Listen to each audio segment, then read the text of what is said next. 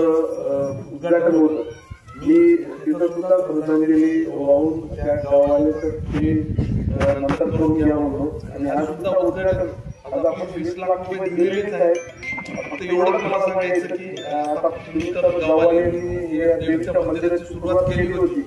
म्हणजे हे आपल्याला बांधकामच करायला तिथं. तर आता ह्या 20 लाख रुपयामध्ये याच्यावर काय 3 पत्राचं घ्यायचं की स्लॅब आरसीसीचं घ्यायचं. आरसीसीचं घ्यायचं असलं तर 20 लाख रुपयात काही होत नाही. नक्कीच आहे की थोडं बहुत तुम्ही आता टाका मोठं करा.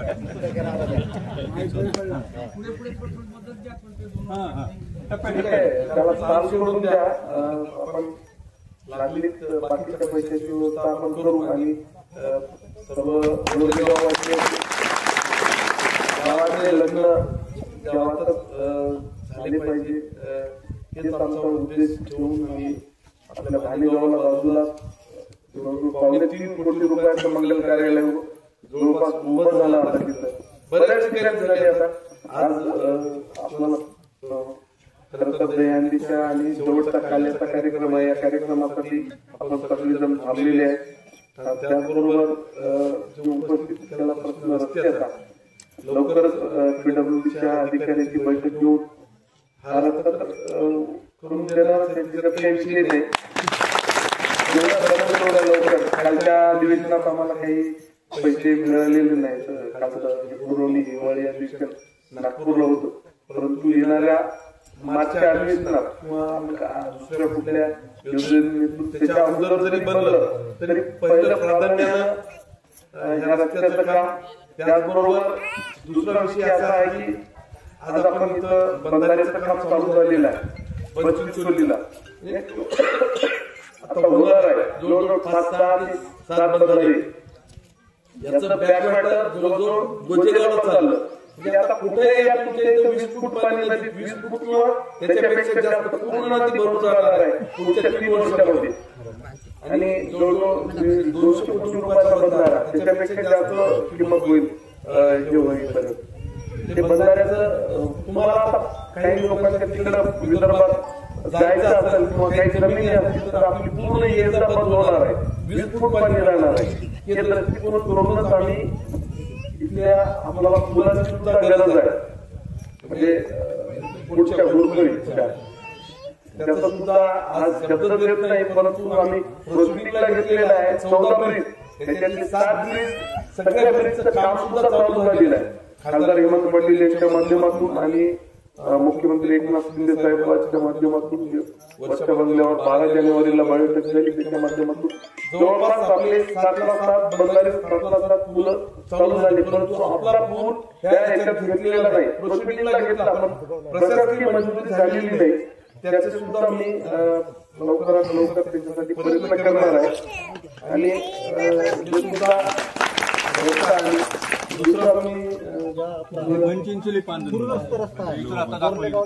नंबर आहे का? हो नंबर आहे.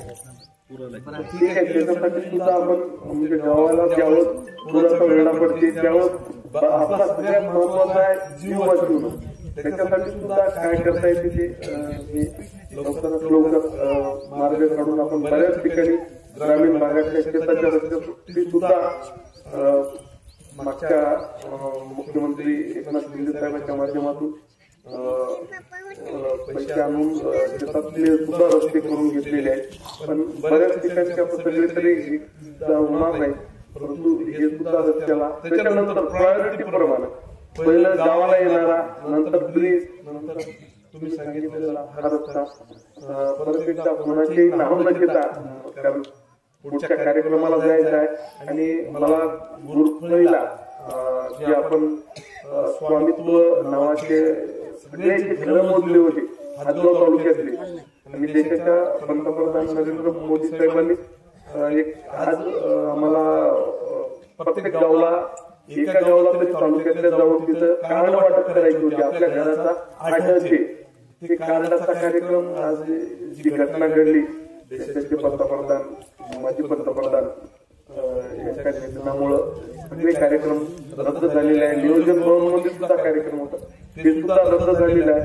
परंतु हे आता आपला सप्त्याचा कार्यक्रम असल्यामुळं गावकऱ्यांची श्रद्धा आहे त्याच्यामुळं हा कार्यक्रम जरी चालू असतो तरी बाकी आम्हाला गुरुकडीचं रद्द करायचं पण थोडंसं हॉस्पिटलचं उद्घाटन आहे ही सगळी मंडळी थांबली तर हातगावात कोणाला तरी गुत्तेदाराला सांगून तोपर्यंत सोडून द्या. आमच्या इकडे ऊस तोडणी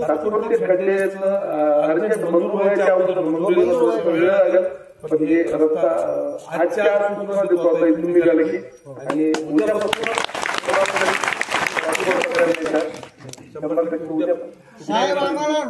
थांबा थांबा मला खोपण नाही साहेब, मला खोपण नाही, मला घरकुल नाही, मला जागा नाही साहेब. फक्त हात जोडून विनंती तुम्हाला. हमारी आई माता की, हमारी आई माता की.